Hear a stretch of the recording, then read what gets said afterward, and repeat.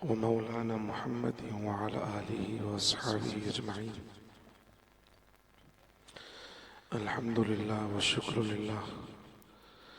अल्लाह रब्बुल इज़्ज़त का बेपनाह करम और एहसान अज़ीम।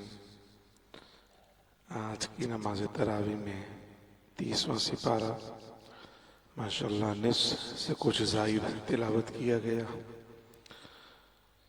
अल्लाह करीम हम सब की नमाज तरावी की अदायगी को अपनी बारगाह में कबूल फरमाए।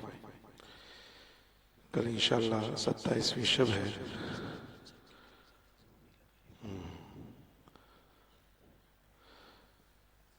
कल इंशाअल्लाह 27वीं शब है और कल इंशाअल्लाह नमाज तरावी में कुरान मजीद फुरक़ान हमीद मुकम्मल करने का हमें शर्फ नसीब होगा। अल्लाह करीम हमारे लिए इसको आसान फरमाए।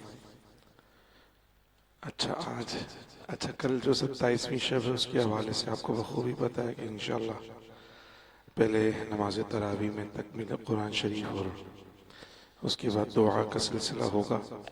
वो अहबाब जो पानी पर या दीगर चीज़ों पर दम करवाना चाहते हैं उन्हें पता है कि वो नमाज से पहले ही सारी चीज़ें लाकर जो है वो यहाँ चबूतरे पर रख दें और ख़वातीन अपने शेड के पास ही ऊपर चबूतरे पर जो है वो ये सारी चीज़ें रख दें। तो इंशाअल्लाह हम उसमें खुद ही दम कर देंगे, आपको ऊपर चढ़ने की और आने की ज़रूरत नहीं होगी। इंशाअल्लाह फिर उसके बाद 11 बजे तकरीबन हमारी दूसरी नशिस्त का आगाज़ होगा जिसमें नातख़्वानी है और इंशाअल्लाह फिर उसके बाद मौके के अहले सुन्नत हज़रत अल्लामा नसीम मसद्दीक़ी साहब ज़ीदा मजदूह का खुसूसी खिताब होगा। तकरीबन 12 बजे इंशाअल्लाह खिताब का आगाज़ हो जाएगा। 1 बजे तक खिताब का सिलसिला होगा। फिर उसके बाद 2 बजे इंशाअल्लाह सलातुत तस्बीह की जमात का सिलसिला होगा और उसके बाद नमाज के फ़ौरन बाद ही ज़िक्र और खुसूसी दुआ क़िबला इमाम साहब करवाएंगे। उसके बाद हमारी शब क़द्र की जो खुसूसी महफिल है वो इख्तिताम पज़ीर हो जाएगी। आज ये हमारा खुलासतुल कुरान की आखिरी नशिस्त है और 30वां सिपारा जो है वो तकरीबन कल मुकम्मल हो जाएगा। लेकिन मैं आज की इस खुलासतुल कुरान की इस नशिस्त में जो अब तक की हमारी गुफ्तगू रही उसका जो निचोड़ समझ में आता है या जो उसका खुलासा समझ में आता है, या यूँ समझिए कि जो हमें अब आने वाली ज़िंदगी में इख्तियार करना है और जो कुछ हमने यहाँ सुना उसे अपनी ज़िंदगी में शामिल करना है, तो उसे मुख्तसरन में समझाने की कोशिश करता हूँ।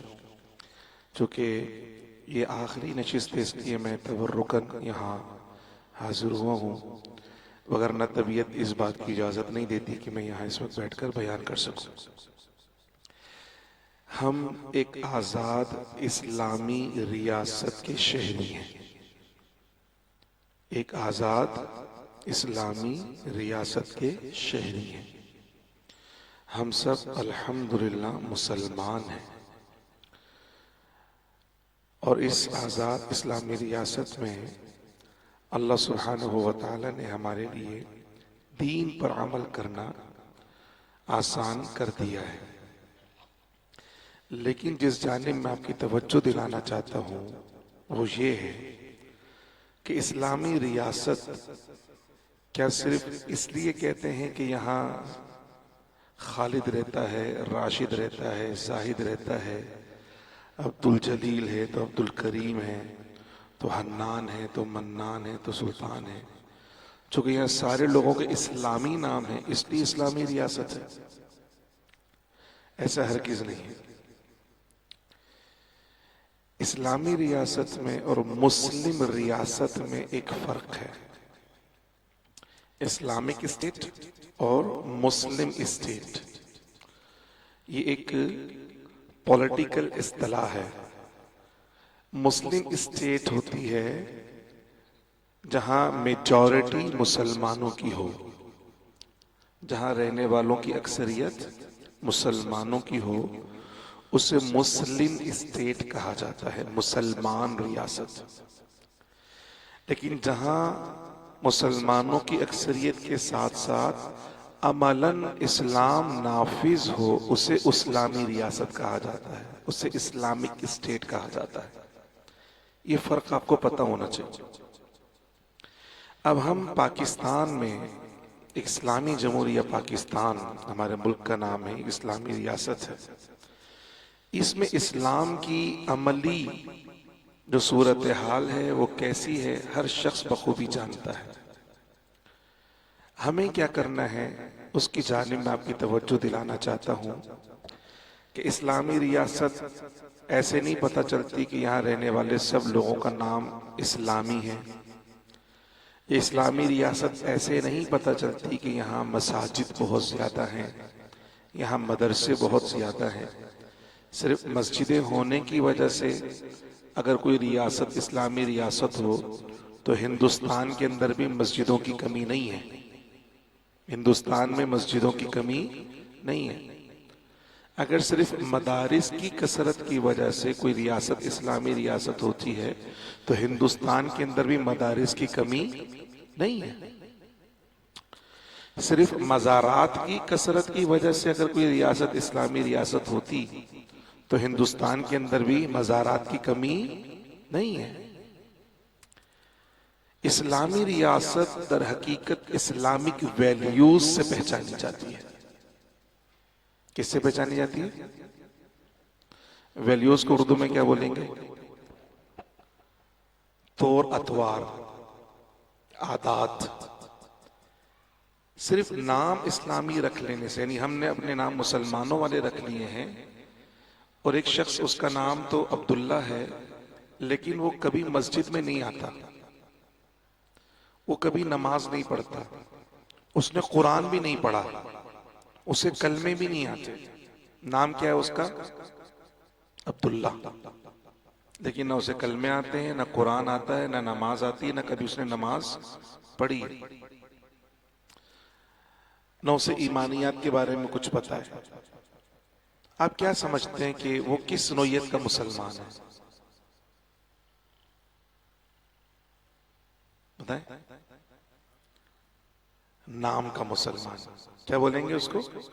भाई नाम का मुसलमान है, हकीकत में ये मुसलमान मुसलमान तो वो होता है जो अकायद भी पुख्ता हो, उसके ईमानियात भी पुख्ता हो, ईमानियात के बारे में पता हो, और जो ईमानियात का लाजिमा है यानी इबादात, वो इबादात भी तो कुछ करे, कुरान पढ़ा हो, कलमा आता हो, कुछ ना कुछ तो दीन के बारे में पता हो, थोड़ा बहुत तो दीन पर अमल करता हो कम से कम, इतना तो इस्लाम उसको पता हो।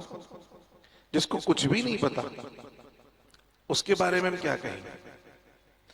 तो इस्लामी रियासत दर हकीकत अपने वैल्यूज से पहचानी जाती है कि ये इस्लामी रियासत है। हम जिस रियासत में रहते हैं यहां किसी की जान महफूज नहीं, माल महफूज नहीं, इज्जत व आबरू महफूज नहीं। ये मैं इस सेंस में नहीं कह रहा कि यहाँ कोई खाना जंगी चल रही हो, मैं इसलिए कह रहा हूं कि कत्ल गारत गरी आम हुई हुई है, डकैतियां आम हुई हुई हैं, स्ट्रीट क्राइम्स छीना झपटी आम हुए हुए हैं। सोशल मीडिया पर लोगों की जो वीडियोस हैं, जो उनकी पर्सनल वीडियोस हैं, उन्हें उनकी तशहीर आम हुई हुई है, बेहयाई आम हुई हुई है। कोई भी किसी के भी मुतालिक कोई भी फेक वीडियो बनाकर चला दे और कोई उसको रोकने टोकने वाला नहीं है। ये जो चीजें चल रही हैं ये आपकी वैल्यूज बताती हैं कि आप कितने इस्लामी हैं। इस्लामी रियासत, इस्लामी मुआशरा, इस्लामिक सोसाइटी वो अदल की सोसाइटी होती है, जस्टिस की सोसाइटी होती है, इंसाफ की सोसाइटी होती है। आप अपने आप से पूछिए कि हमारी सोसाइटी में कितना इंसाफ है। हमारी सोसाइटी में तो एक ही लॉ है, एक ही कानून है, माइट इज राइट। जिसकी लाठी उसकी भैंस, जिसकी ताकत है, जिसके असर रसूख है, जिसका पैसा है, पूरी गली मोहल्ले में सब उसी को सलाम करते हैं। हक और सच बात करने वाला नजर ही नहीं आता। और फिर गरीब वो हक बोलने वाला तो वो हक होता ही नहीं है। हक तो वो है जो अमीर ने कहा है, सही तो वो है जो बड़े साहब ने कहा है। तो हमारी सोसाइटी में अदल कहाँ है? इस्लामिक सोसाइटी वो अदल पर मबनी होती है, इंसाफ पर मबनी होती है। इस्लामिक सोसाइटी सच की सोसाइटी होती है, सच का मुआशरा होता है। हमारे यहाँ तो सच बोलते हुए शर्म आती है। अगर मैंने हकीकत बता दी अपने इस मामले की तो मैं शर्मिंदा हो जाऊंगा, इसलिए अपनी झूठी अना और इज्जत को बचाने के लिए मैं झूठ बोलता हूं, ताकि मुझे शर्मिंदगी का सामना ना करना पड़ जाए। और इतना झूठ आम है, इतना झूठ आम है हमारे मुआशरे में, अल अमान वल हफीज। खा वो मजहबी आदमी हो गैर मजहबी आदमी, झूठ बोलना तो मसला ही कोई नहीं है। तो मुझे बताइए, इस्लामिक सोसाइटी सच का मुआशरा होता है, झूठ का मुआशरा नहीं होता। इस्लामिक सोसाइटी अमानत का मुआशरा होता है। किस चीज का? अमानत का, खयानत का मुआशरा नहीं है। इस्लामिक सोसाइटी, इस्लामी मुआशरा हया का मुआशरा है, बेहयाई का मुआशरा नहीं है। इस्लामी सोसाइटी में बंदा अपने नफ्स का गुलाम नहीं होता, बल्कि अल्लाह का बंदा होता है। अपने जाती मामलात में या अपने इज्तिमाई मामलात में, इंडिविजुअल एफर्ट्स हो या कलेक्टिव एफर्ट्स हो, हर मामले में वो कहता है कि मेरे रब का क्या हुक्म है, मेरे मालिक ने क्या फरमाया है, मेरे नबी का क्या हुक्म है, मुझे उस पर अमल करना है। इसके अलावा भी बहुत सारी वैल्यूज हैं जो एक इस्लामिक सोसाइटी की हैं। तो इन वैल्यूज से पहचाना जाता है कि आया ये इस्लामिक सोसाइटी है कि नहीं है, ये वाकईतन मुसलमानों का मुआशरा है या नहीं है। और हम में से हर शख्स इस बात से बखूबी आगाह और वाकिफ है कि हम दीन पर कितना अमल कर रहे हैं और दीन हमारा अमली जिंदगी में कितना शामिल है। बस यही पैगाम मैं आपको देना चाहता था आज की इस इख्तितामी नशिस्त में कि रमज़ान तो इंशाअल्लाह फिर आएगा। ये तो अल्लाह का मेहमान है, क़यामत तक इसके आने का सिलसिला जारी और सारी रहेगा। लेकिन हम अगले 11 महीनों के लिए क्या लेकर जा रहे हैं, और अगले 11 महीनों के बाद जब रमज़ान दोबारा आएगा तो हमें कैसा पाएगा, रमज़ान हमें कैसा पाएगा, हमारे अंदर क्या तब्दीलियां होंगी, हम कैसे मुसलमान होंगे जो अगले रमजान को पाएंगे। हमें अपने आप से ये सवाल भी करना है और इसके लिए अच्छी तब्दीलियां अपने लिए हमें इख्तियार करनी होगी, किसी और के लिए नहीं, अपनी जात के लिए और अल्लाह को राजी करने के लिए। तो जितनी इस्लामिक मॉरल वैल्यूज आपने इन दिनों में समाअत करी, जितनी इस्लाही गुफ्तगू आपने समाअत करी, उसे अपने दिलो दिमाग में जगह दीजिए और अपने अमल का हिस्सा बनाइए। और जिन चीज़ों से बचने के बारे में आगाही फराहम की गई है उनसे बचने की कोशिश कीजिए और अल्लाह से तौफीक मांगिए कि अल्लाह मुझे गुनाहों से और अपनी नाफरमानी वाले कामों से हमेशा बचने की तौफीक अता फरमा। अगर तो हम अपनी ज़िंदगी में इन चीज़ों को शामिल कर लेते हैं तो आप यूँ समझिए कि हमने ये रमज़ान अल्हम्दुलिल्लाह अच्छा गुजारा और इसका इम्पैक्ट इंशाअल्लाह हमारी आने वाली ज़िंदगी पर पड़ेगा। और अगर हम ऐसा नहीं कर पाए और हमारी रूटीन वही रही, हमारी लाइफ वैसी ही रही, हमारे तौर अतवार और मामलात एज इट इज़ वैसी के वैसे ही रहे, तो इसका मतलब ये है कि हम अंधे, गुंगे और बहरे हैं। क्या है? अंधे, गुंगे और बहरे हैं। जैसे अंधे, गुंगे, बहरे को आप कितनी अच्छी बात बता दो, उसके लिए कोई फायदा। ऐसे अल्लाह ने कुरान में फरमाया कि कुरान पढ़ा जाए और ये तवज्जो ना दें, कुरान को समझे ना और कुरान पे अमल ना करें, तो ये अंधे, गुंगे और बहरे हैं। और अंधे गुंगो बहरों को कुरान कोई फायदा नहीं पहुंचाता। अल्लाह की पनाह मांगे उस वक्त से कि हम हक सुनने से बहरे हो जाएं, हक देखने से अंधे हो जाएं और हक को कबूल करने से गाफिल हो जाएं। अल्लाह करीम हमारी इन मुख्तसर मसाई को, कोशिशों को अपनी बारगाह में शर्फ कबूलियत बख्शे। हमें एतराफ़ है कि हम हक अदा नहीं कर सके, लेकिन फिर भी उस मालिक के शुक्रगुजार हैं कि उसने तौफीक अता फरमाई, उसने ये हिम्मत दी, उसने हौसला दिया कि यहाँ बैठकर उसके पाक कलाम पर कुछ गुफ्तगू कर सकें और सुन सकें। इस पर हम अपने रब का शुक्र अदा करते हैं, उसकी बारगाह में सजदा शुक्र बजा लेकर आते हैं।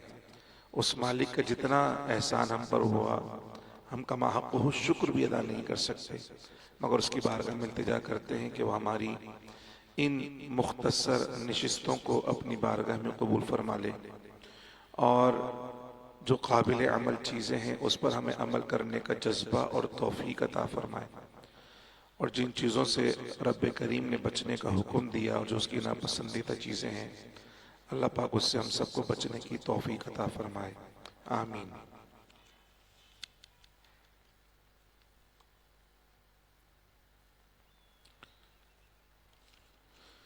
किसी भी चीज़ या उसके जायज़ हुसूल के लिए दुआ किस तरह पढ़ सकते हैं? रब्बी अन्नी मग़लूबुन फंतसिर। बात यह है कि कोई भी दुआ, उसकी कोई ख़ास तादाद मुकर्रर करना, ये आपकी अपनी तबीयत और मिजाज के ऊपर है। जैसे आयत करीमा पढ़ते हैं ना, हमारे वहाँ 1.25 लाख मरतबा पढ़ा जाता है। आयत करीमा हज़रत यूनुस की दुआ है, मैंने आपको बताया अभी तक तफसील में। हज़रत यूनुस अलैहिस्सलाम ने मछली के पेट में वो दुआ पढ़ी थी। कहाँ पढ़ी थी? सिर्फ एक दफ़ा। कितनी मरतबा? सिर्फ एक दफ़ा पढ़ी थी, अल्लाह ने निजात दी थी। यहाँ 1.25 लाख मरतबा ख़त्म करवाते हैं, और फिर ख़त्म भी कैसा? किसी को पानी भी पीना है, चाय भी पीनी है, बातें भी करनी है, खुजलाना भी है, तो पहलू भी बदलने हैं, ठीक है ना। ज़बरदस्ती बिठा के पढ़वाते हैं, ज़बरदस्ती बिठा के पढ़वा रहे हैं। क्या ज़रूरत है ऐसे 1.25 लाख ख़त्म करवाने की? जब दिल ही नहीं है किसी के पढ़ने का, जब ध्यान ही नहीं है, तवज्जो नहीं, तो क्या ज़रूरत है ऐसा पढ़वाने की? इसलिए जब तक दिल लगे दुआ पढ़े, 10 दफ़ा, 11 दफ़ा, 20 दफ़ा, आपकी मर्जी है, यानी आपकी तमन्ना है ना। तो जब तक अल्लाह से लो लगी हुई है, दुआ पढ़ते रहें। जहाँ बेदिली की कैफियत तारी हो, जहाँ बेचैनी की कैफियत तारी हो, जहाँ रग़बत कम होना शुरू हो, उधर दुआ ख़त्म कर दें। तो कोई ख़ास तादाद किसी भी दुआ की हदीस मुबारक में मुकर्रर नहीं है। तो जो भी दुआएं बुजुर्गों से मनक़ूल हैं, जो कुरान की आयात हैं, आप इनको पढ़ सकते हैं। हुज़ूर अकरम सल्लल्लाहु अलैहि वसल्लम ने भी कुछ दुआएं इरशाद फरमाई, लेकिन ये नहीं फरमाया कि उनको इतनी लाख मरतबा पढ़ो। लाख मरतबा वाली कोई दुआ मेरी नज़र से फिलहाल नहीं गुजरी।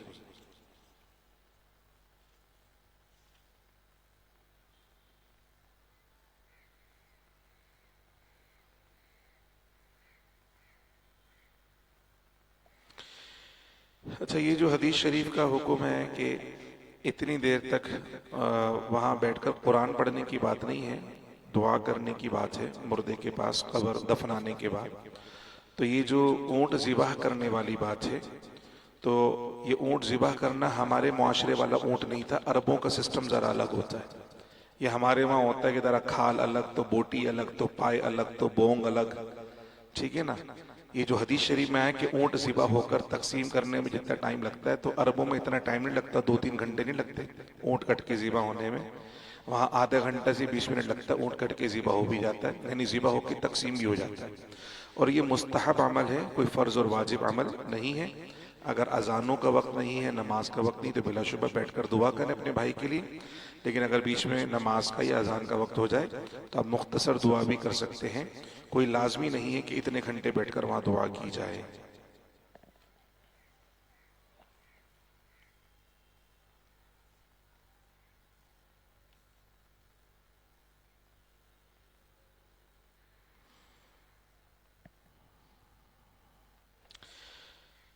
पहली बात तो यह है कि अगर किसी सवाल ये है किसी के वालिदैन ने कोई मामूली चीज़ भी किसी दुकान से उठा ली है, तो चोरी तो चोरी है, बड़ी हो या छोटी, उसका कफ़ारा औलाद अदा कर सकती है।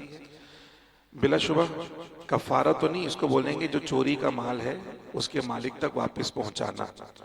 तो हक तो इन्हीं का था कि जिसने माल चोरी किया है वो माल उस तक पहुंचाए। अब इसका तावान होगा, तो ये कफारा नहीं, ये तावान कहलाता है। तो माँ बाप की तरफ से अगर औलाद ये तावान अदा करना चाहे तो बिल्कुल कर सकती है, और इसमें उस शख्स से मुआफ़ी भी मांगनी पड़ेगी जिसकी चोरी की है, वरना उसको तो पता ही नहीं है कि आप पैसे किस चीज़ के दे रहे हो। तो जो नुकसान पहुंचाया उस नुकसान की तलाफी करने के साथ साथ हुकूकुल इबाद में, ये लाजमी हुकूकुल इबाद में नुकसान की तलाफी करने के साथ साथ उस बंदे को राजी करना भी जरूरी है, यानी मुआफ़ी भी मांगनी पड़ेगी उससे कि भी तुम्हारा ये नुकसान किया था उसके लिए माफ़ चाहते हैं। तो ऐसा अंदाज इख्तियार करें कि वालिदैन की इज्जत भी रह जाए और ये तावान भी अदा हो जाए।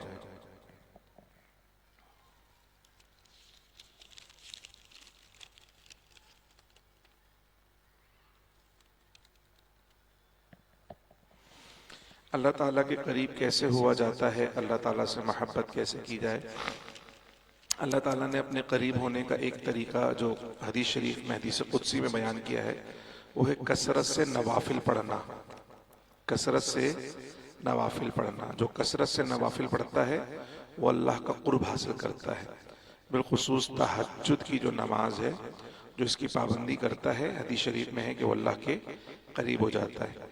तो खुद हदीस कुदसी में अल्लाह के करीब कोई होना चाहता है तो वो कसरत से नवाफिल पढ़े, इंशाअल्लाह अल्लाह पाक का कुर्ब नसीब होगा।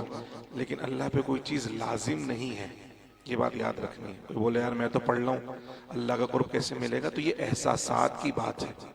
ये ऐसे नहीं कि गिलास मैंने करीब कर लिया, दूर कर दिया, ये तो एक एहसास है अल्लाह के करीब होने का। अल्लाह जिसको चाहे ये एहसास अता फरमा दे। तो अल्लाह ताला के करीब और अल्लाह से मोहब्बत कैसे की जाए, उसका एक ज़ाहिरी तरीका ये है कि जिन कामों को अल्लाह ने करने का हुक्म दिया वो काम करें, और जिनसे मना किया उन कामों को छोड़ दें। अल्लाह से मोहब्बत हो जाएगी आपको। बच्चों की शादी करने और रिश्ता वगैरह करने की सही उम्र क्या है, दीन की रोशनी में इस हवाले से बड़ा रहनुमाई फरमा दें। बच्चों की शादी करने के लिए बहुत सारी जिम्मेदारियां हैं निकाह के अंदर। तो एक तो ये है कि सबसे पहले ये देखें कि फिजिकली, जिसको हमारे वहां नहीं देखा जाता, फिजिकली बच्चा या बच्ची शादी के लिए फिट है या नहीं, ये इंतहाई अहम बात है। अगर कोई फिजिकली शादी के लिए फिट ना हो, उसके लिए शादी करना जायज ही नहीं है। हमारे वहां समझते हैं घर अपना होना चाहिए, सरकारी नौकरी होनी चाहिए, कमाने वाला होना चाहिए, दुकान होनी चाहिए, बस शादी कर दो। हालांकि सबसे पहली चीज जो पूछनी चाहिए और देखनी चाहिए वो क्या है, जिस्मानी तौर पर वो शादी के लायक है या नहीं। अगर जिस्मानी तौर पर शादी के लायक नहीं है तो शादी करने की इजाजत नहीं है।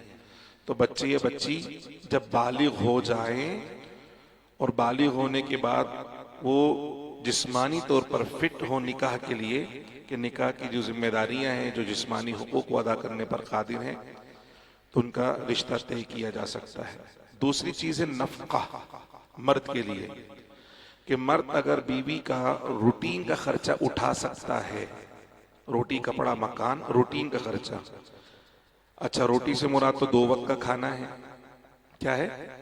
2 वक्त का नफके में शामिल है, 2 वक्त का खाना। पिज्जा, बर्गर, पास्ता और जनाबे वाला जिंगर रोल और प्लेटर शिलेटर, ये नफके में शामिल नहीं है।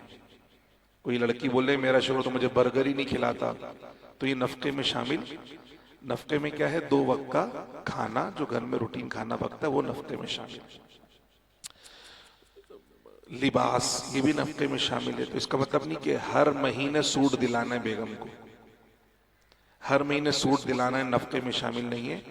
एक जोड़ा सर्दी का, एक जोड़ा गर्मी का, बस इतना नफके में शामिल है।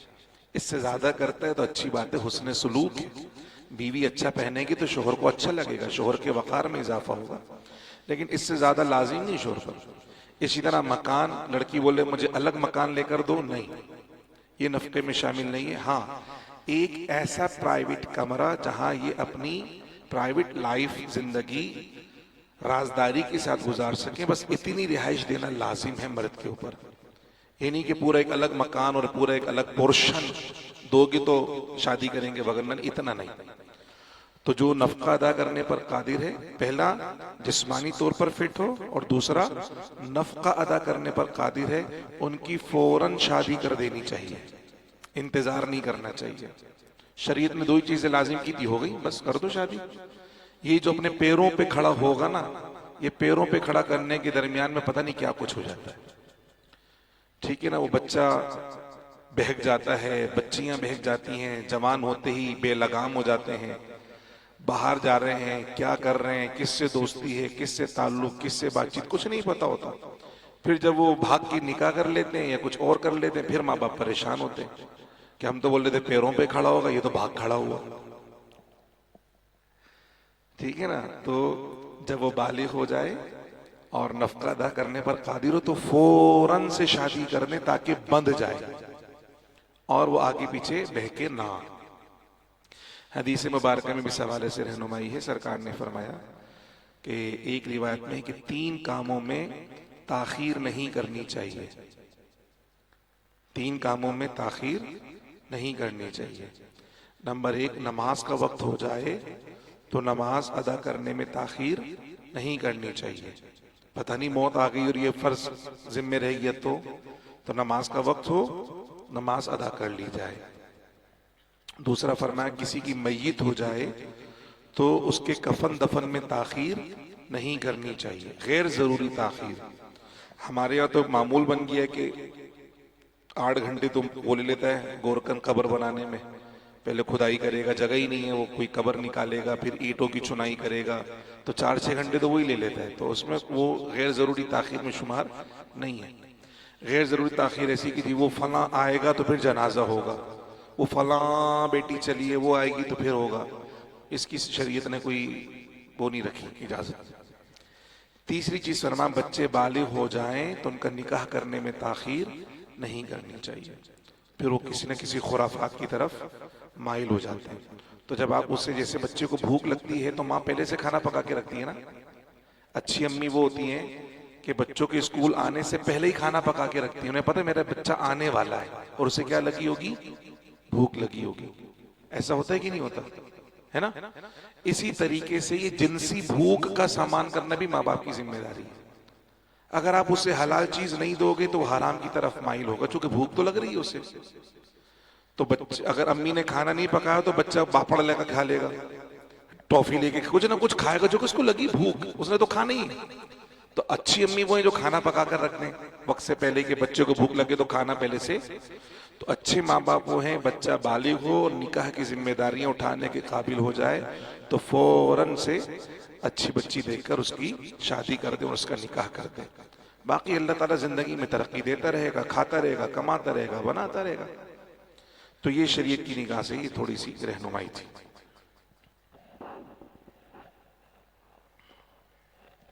हस्बी रब्बी जल्लल्लाह माफी कल्बी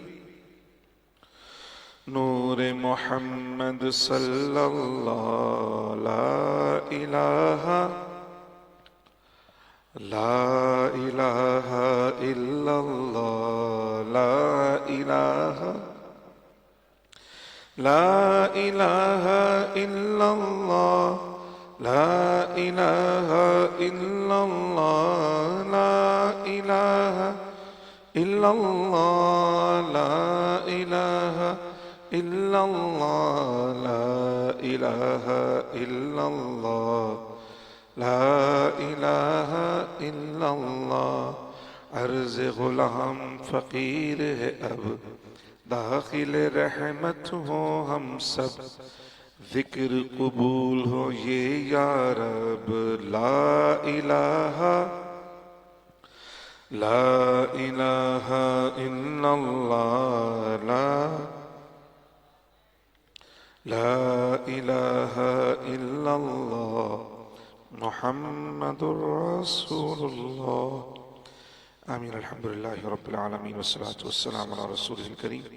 अल्लाहुम्मा रब्बना तक़ब्बल मिन्ना इन्नका अंतस समीउल अलीम व तुब अलैना या मौलाना इन्नका अंतत तव्वाबुर रहीम। वसल्लल्लाहु तआला अला खैरि खल्क़िही सय्यिदना मौलाना मुहम्मदिन व अला आलिहि व सहबिहि अजमईन बिरहमतिका या अरहमर राहिमीन।